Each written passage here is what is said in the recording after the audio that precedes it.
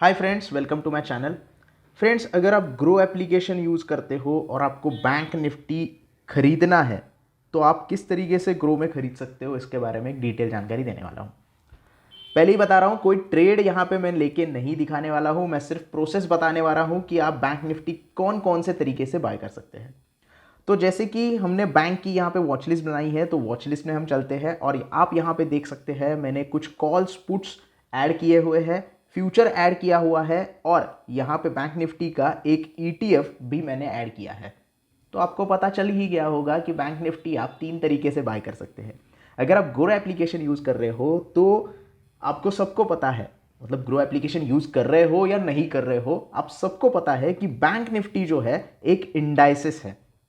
अब इंडाइसेस को आप डायरेक्टली बाय नहीं कर सकते, या तो आपको उसमें ट्रेड लेना पड़ेगा, वो भी ऑप्शंस और फ्यूचर्स की मदद से, या फिर आपको उसका ETF बाय करना पड़ेगा। अब ये ETF क्या भला है? ETF मतलब होता है एक्सचेंज ट्रेडेड फंड। अब एक्सचेंज ट्रेडेड फंड क्या करता है? जो बैंक निफ्टी का इंडाइसिस है, इस इंडाइसिस को वो फॉलो करता है। यानी कि एक प्रकार से आप कह सकते हो कि ETF जो है वो इंडाइसिस का रेप्लिका होता है। जिस तरीके से बैंक निफ्टी का इंडेक्स परफॉर्म करता है, उसी तरीके का परफॉर्मेंस ETF आपको दिखाता है। लेकिन यहां तो मैंने कहा कि इंडेक्स आप बाय नहीं कर सकते, लेकिन ETF आप बाय कर सकते हो।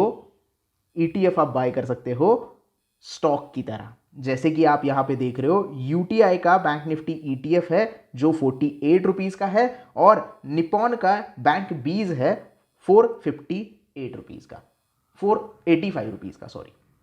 तो आप यहां पे देख सकते हो 47,600 का बैंक निफ्टी आपको बाय करने की जरूरत नहीं है। आप सिर्फ 485 रुपए में जो है बैंक निफ्टी का रेप्लिका, जिसे हम ETF कहते हैं, वो बाय कर सकते हो।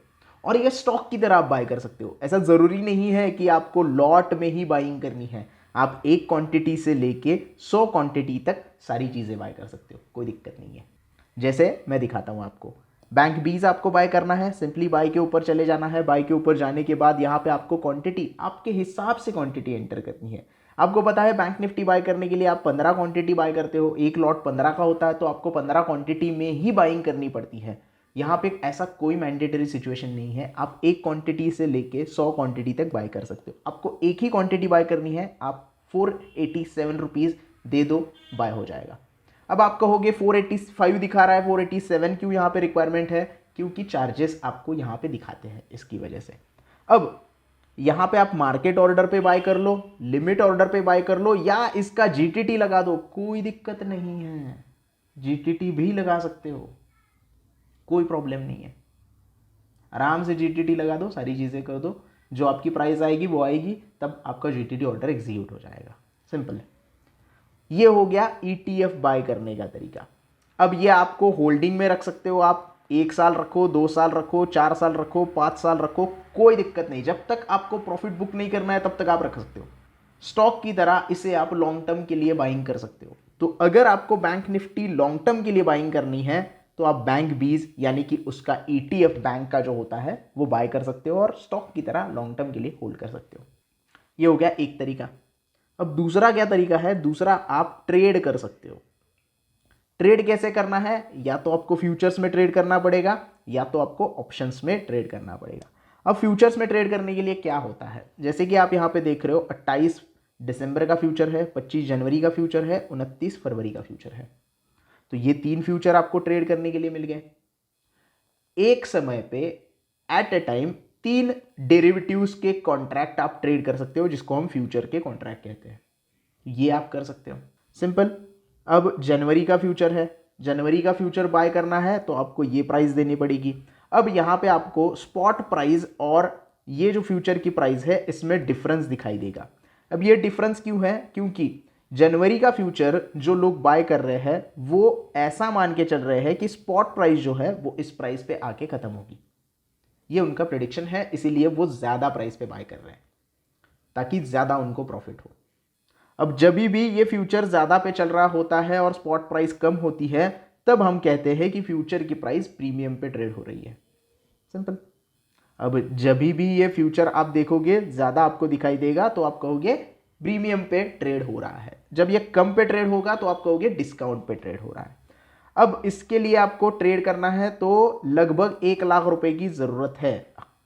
फॉर एग्जाम्पल मुझे जनवरी का फ्यूचर बाय करना है, आप दिसंबर में रहते हुए जनवरी का फ्यूचर बाय कर सकते हो, फरवरी का फ्यूचर बाय कर सकते हो।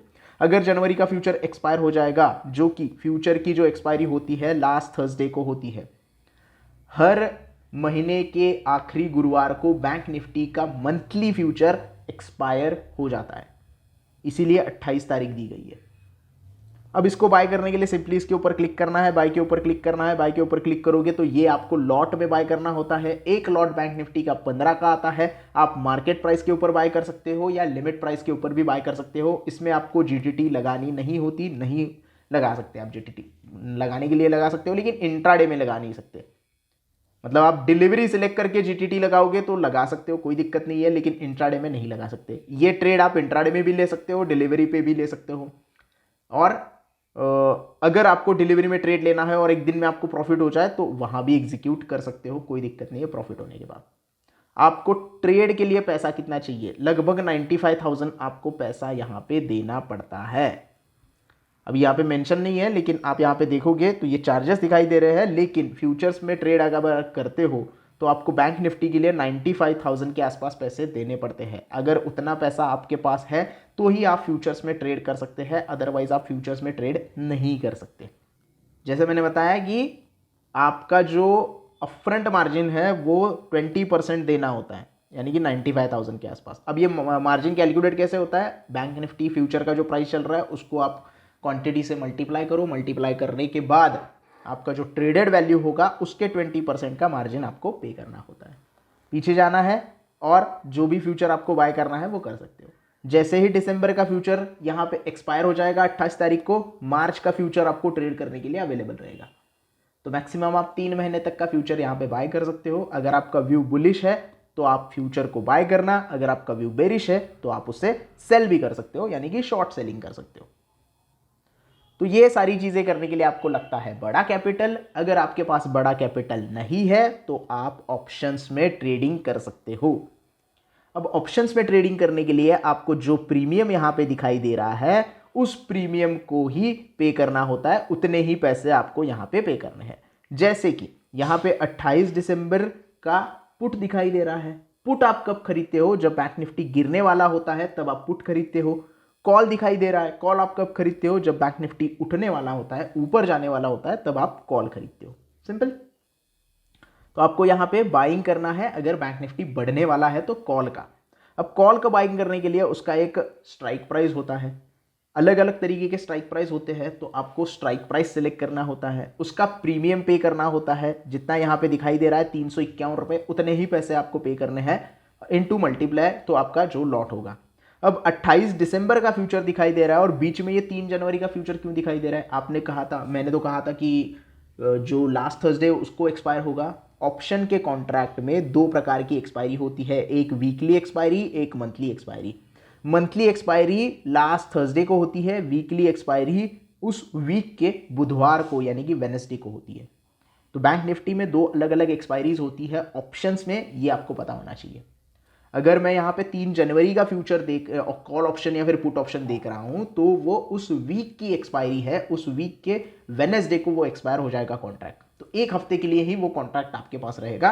आपको उस बुधवार को, 3 तारीख के बुधवार को वो कॉन्ट्रैक्ट में से निकलना ही पड़ेगा, चाहे आपको प्रॉफिट हो रहा है चाहे आपको लॉस हो रहा है, वरना वो ऑटो स्क्वायर ऑफ हो जाएगा और आपको पेनल्टी लग जाएगी।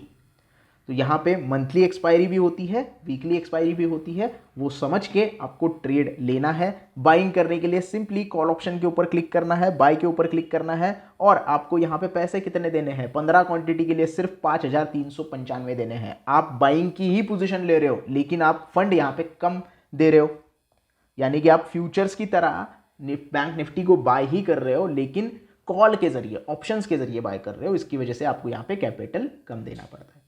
तो ये है दोस्तों 3 तरीके बैंक निफ्टी को बाय करने के। पहला तरीका ETF का है जो लॉन्ग टर्म बाइंग का है, दूसरा है फ्यूचर का जिसमें आपको कैपिटल ज़्यादा लगता है, तीसरा है ऑप्शंस का जिसमें आपको कैपिटल कम लगता है लेकिन उसमें रिस्क बहुत ज़्यादा होती है। तो अगर ये वीडियो आपको समझ में आ गया है, बैंक निफ्टी बाइंग कैसे करना है ये समझ में आ गया है, तो इस वीडियो को लाइक करें, ज़्यादा से ज़्यादा शेयर करें। अभी भी कोई डाउट है तो कमेंट सेक्शन में पूछ सकते हो और चैनल को सब्सक्राइब करना ना भूलें। धन्यवाद।